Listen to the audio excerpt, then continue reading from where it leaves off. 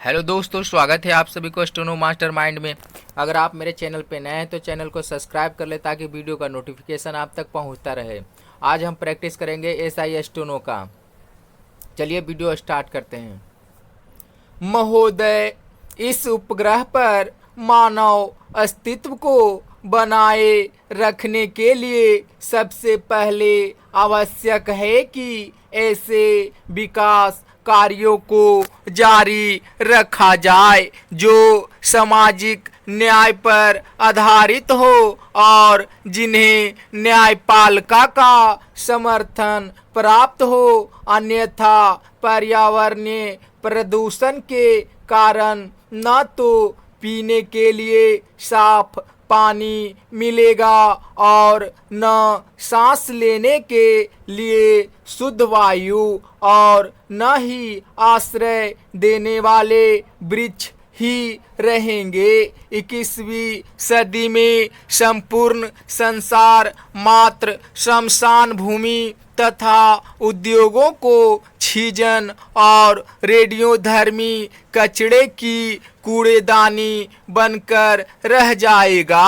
लोभी मानव को सोने का अंडा देने वाली मुर्गी को नहीं मारना चाहिए। वायु, जल, वनस्पतियां और पशु पक्षी मनुष्य जाति के अस्तित्व के अभिन्न अंग है जिन पर उनका भविष्य निर्भर करता है। सार्वभौमिक न्याय का सही मूल तत्व है जिसे राष्ट्रीय और अंतर्राष्ट्रीय कानूनों का रूप दिया जाना चाहिए।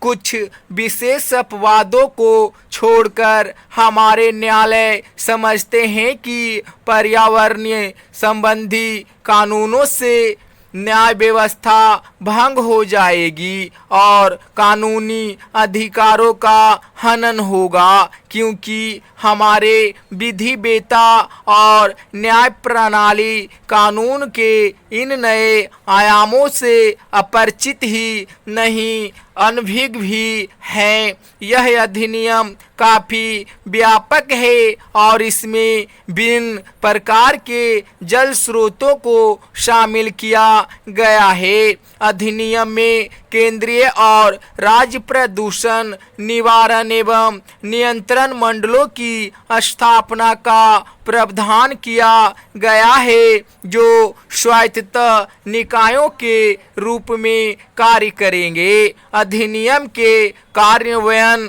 के लिए स्थापित इन मंडलों के दो महत्वपूर्ण कार्य हैं: प्रदूषण मानक निर्धारित करना तथा उद्योगों के कचड़े और बाहित मल को नदियों में बहाने के लिए स्वीकृति प्रदान करना।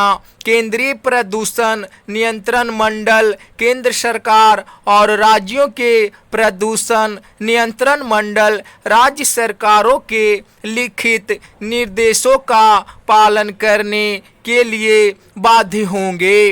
राज्य में प्रदूषण नियंत्रण मंडल द्वारा निर्धारित मानकों का अतिक्रमण और सहमति की शर्तों का उल्लंघन करने वालों को कठोर दंड देने का प्रावधान किया गया है।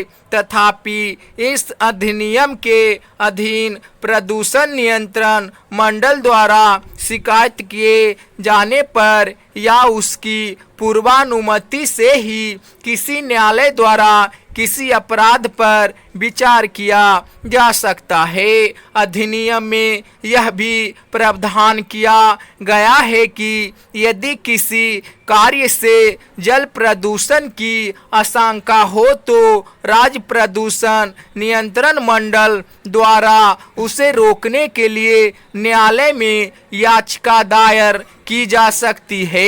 इस अधिनियम के द्वारा पानी के नमूने लेने, जांच और मुआयना करने के लिए प्रदूषण नियंत्रण मंडलों को व्यापक अधिकार दिए गए हैं।